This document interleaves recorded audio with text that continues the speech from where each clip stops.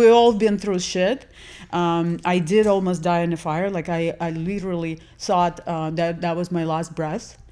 And when I took it, my nose was burning. My throat was totally, I couldn't breathe. And then I'm taking another breath, and I could make it because I made it outside somehow down the stairs. I don't know how that happened, but I ended up outside, and I have goosebumps. And I see, like, because I know my brothers are like, oh, Alex, are you here? Oh, the dog. Okay, everybody got out alive. Wow. But I was standing there in my socks on first snow, November 8th, I believe. And I saw my house burning down. My legacy, where I spent my childhood, everything just was in ashes. And basically my life was in ashes because I just left the father of my child with zero, and I had to build over. I had to build again, and I built better. Love it. How many kids do you have? One. Okay. Oh, she's and how old is enough she? for 10. That's amazing. She's amazing. She's 21. Oh, amazing. She's a ballroom dancer, professional. I'm very proud of that achievement of hers and mine. And her father, I have to say, that her that's father such a did disciplined skill. So people don't realize the amount of she would wake up at 4, go to those how do you call them, dancing competitions, right.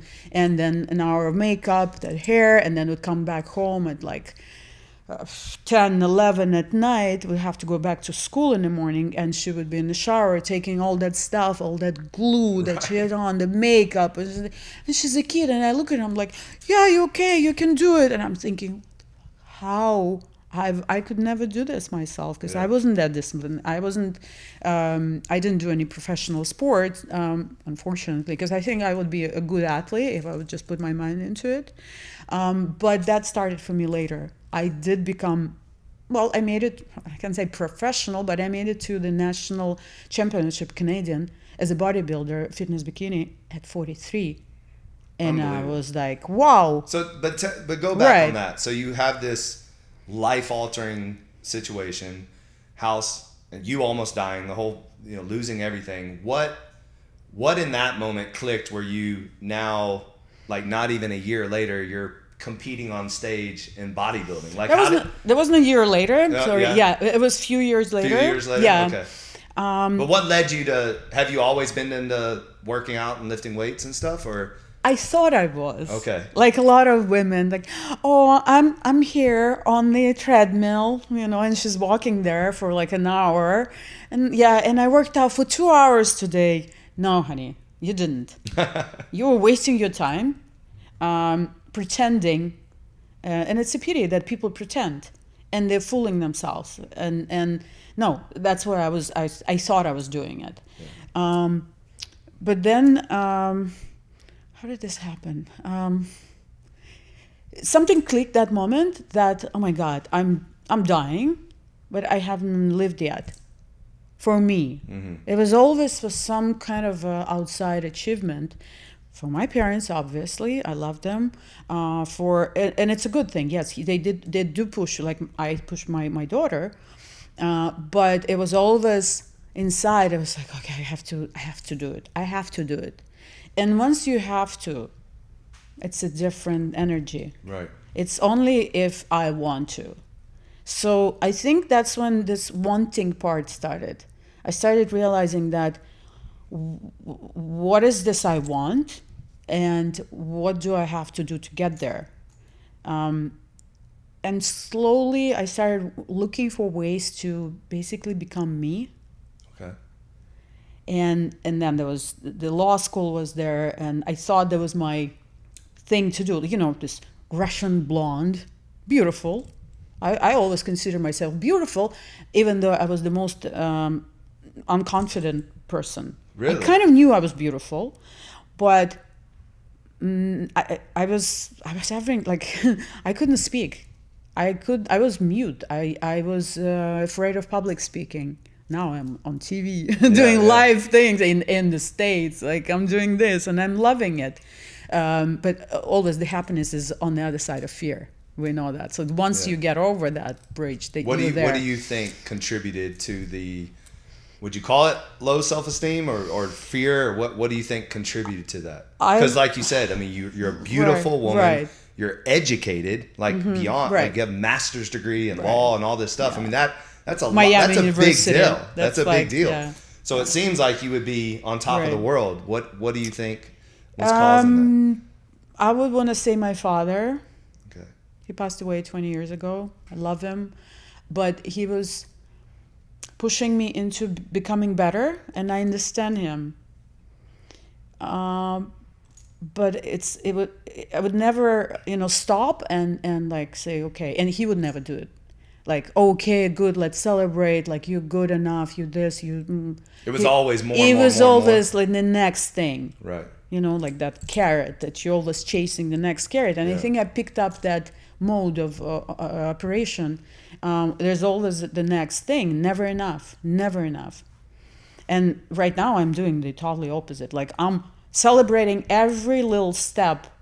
Like, oh, let's celebrate. Let's dance. Let's have nowadays off water.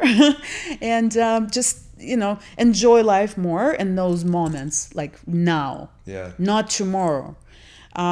So I started slowly changing my habits, and I think around that time,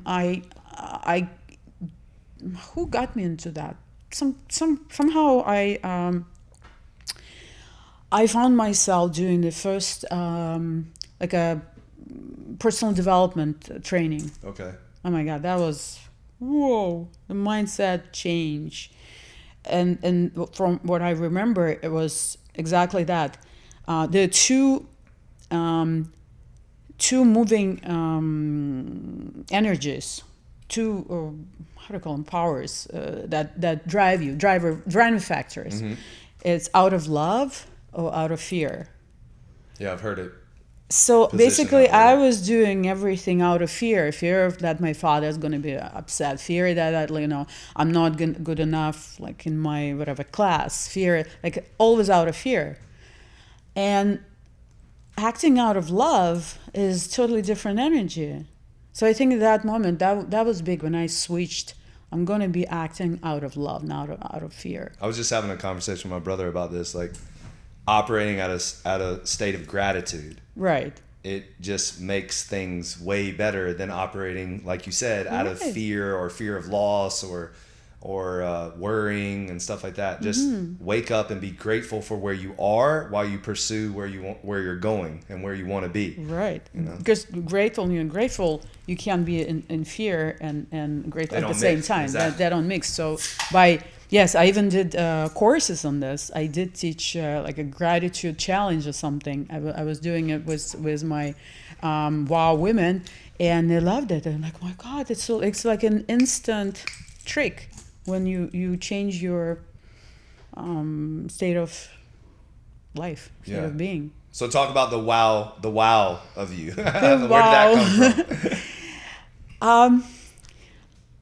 Oh my God, that has so many facets. I was looking when I started doing. Okay, I quit law when I realized that this fitness world was taking me in. And forgive me, but how deep were you in law? Like, were you a practicing lawyer? I wasn't deep in law because I realized early, like, I'm doing. I didn't pass the bar exam. And were you doing law because of your dad? No. My father was a jeweler. Okay. I grew up in the middle of, like in the center of Moscow, Arbat Street, famous Arbat Street. He had a jewelry shop. Everybody, the whole Moscow would come to him, like the gangsters, the police, whatever. Like, he was pretty well known, and I grew up surrounded in like diamonds and nice watches. So it all started there. My love for little bling things. What was the question? Yes. So you decided to walk away from law, but you weren't really deep into it. So I wasn't deep in it because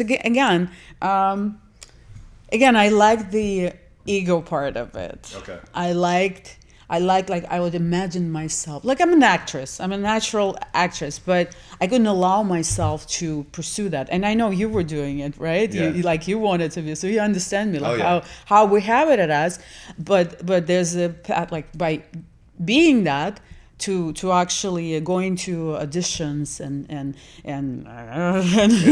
it's a right. different Talk world. about self-esteem, boy, they beat you up. Exactly. My self-esteem could not handle that. I mean, I could care less of what people think about me, but when you go to these castings, and especially back in the day when I would do the modeling stuff, every single one I'd walk into, you're too big, you're too big, you're too big. So then you like damn near stop eating, and it's like I can't change my bone structure, you know what I mean? So I so know what you mean. Oh my gosh, I was told I was fat.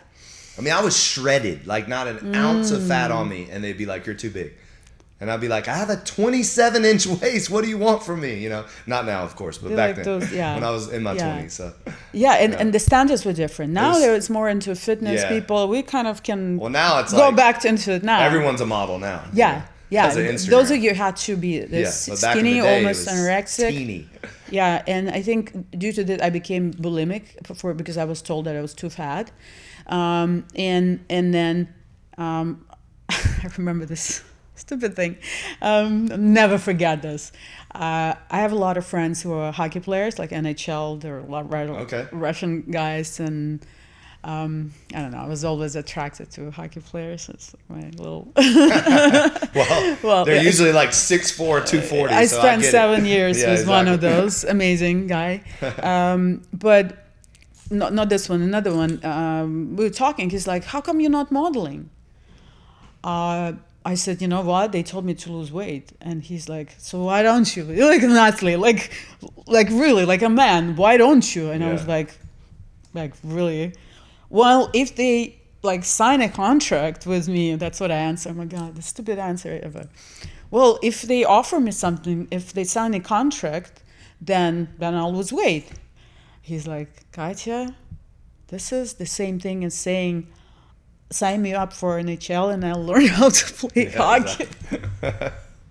I will never forget. So I guess that's how my modeling career ended at that time. And so I was never too deep into a law, because again, I imagine as an actress myself, like in court, like nicely dressed, but I never imagined the actual work on the computer to like billing hours and doing all that stuff. Like that's not me. And it's funny how we live in this fantasy world, and when I woke up, I guess with that, when like life is over, stop playing somebody else's role. This is not your role.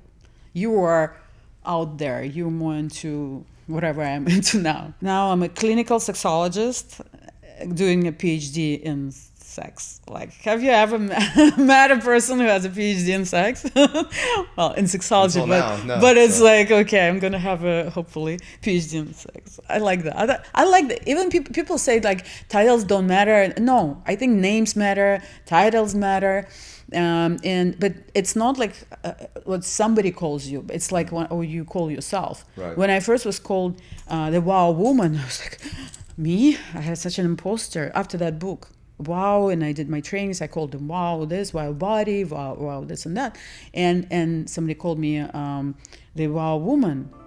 Really, I was feeling, no, not me. I'm just a little. But then I embraced it. Yeah, I'm gonna be called the Wow Woman. That's me. Like I'm gonna own it. Who doesn't like it? Like that. Then you're not my client. You're not my audience. You're not somebody. You're not from my world. And good. And I'm glad I got to learn this. That wasn't always like this, obviously. Like I was I was a good girl, and then I became me.